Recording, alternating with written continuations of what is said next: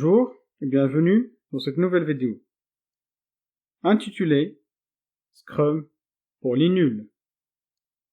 Dans cette vidéo, je vous expliquerai en quelques minutes l'essentiel que vous devez savoir de Scrum.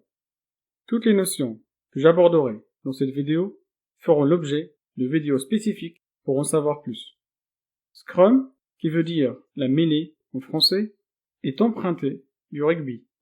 À l'image de l'équipe du rugby, l'équipe projet doit partager un objectif commun et avancer et progresser pour l'atteindre.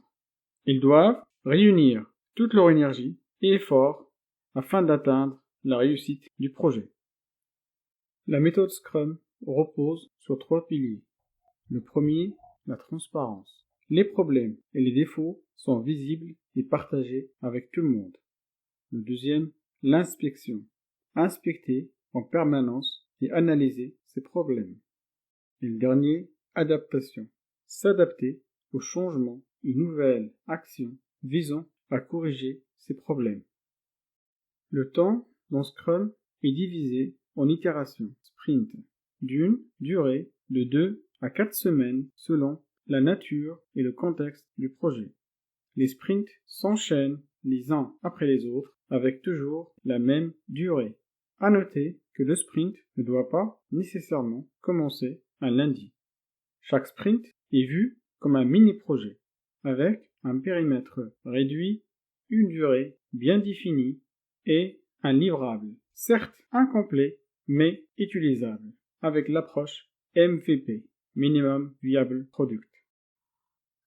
Le besoin est décrit en grandes lignes et fonctionnalités dans le backlog.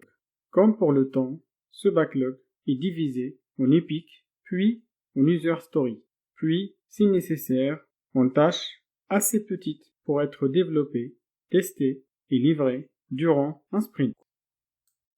Le Scrum définit clairement les rôles, commençant par le Product Owner, le PO. C'est le garant que le produit répond et colle aux besoins clients, et peut être un représentant du client ou le client lui-même. Le Scrum Master est le garant de la parfaite compréhension et application de la méthode Scrum. Il veille à maximiser l'efficacité de l'équipe, il élimine les obstacles et protège l'équipe des perturbations durant le sprint. L'équipe de réalisation qui réalise et développe le produit, composée de développeurs, designers, architectes, experts ou toute autre partie prenante. Chaque sprint est jalonné par les 4 réunions Scrum qui sont timeboxées, c'est-à-dire avec une durée bien déterminée et qu'il faut respecter. Ces durées sont variables selon la durée du sprint. Le sprint planning, réunion en début de sprint, c'est l'occasion de définir l'objectif du sprint et définir le sprint backlog. Le daily Scrum, la mêlée quotidienne, c'est une réunion de 15 minutes maximum, idéalement debout, où chaque membre de la team doit répondre à 3 questions. Ce que j'ai fait hier pour atteindre l'objectif du sprint, ce que je ferai aujourd'hui, et y a-t-il des obstacles ou blocages? La troisième, le sprint review.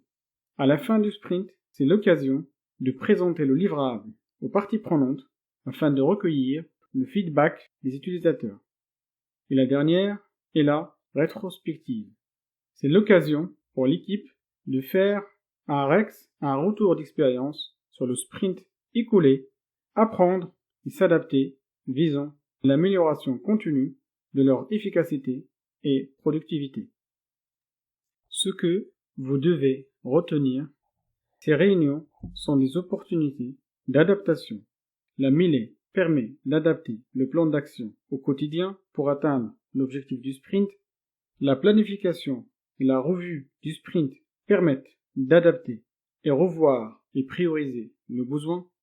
Et la rétrospective permet d'adapter et d'améliorer la façon de travailler de l'équipe. Nous arrivons à la fin de cette vidéo de synthèse. Abonnez-vous à notre chaîne pour plus de contenu. Et si cette vidéo vous a plu, n'hésitez pas à la partager. À bientôt dans une autre vidéo.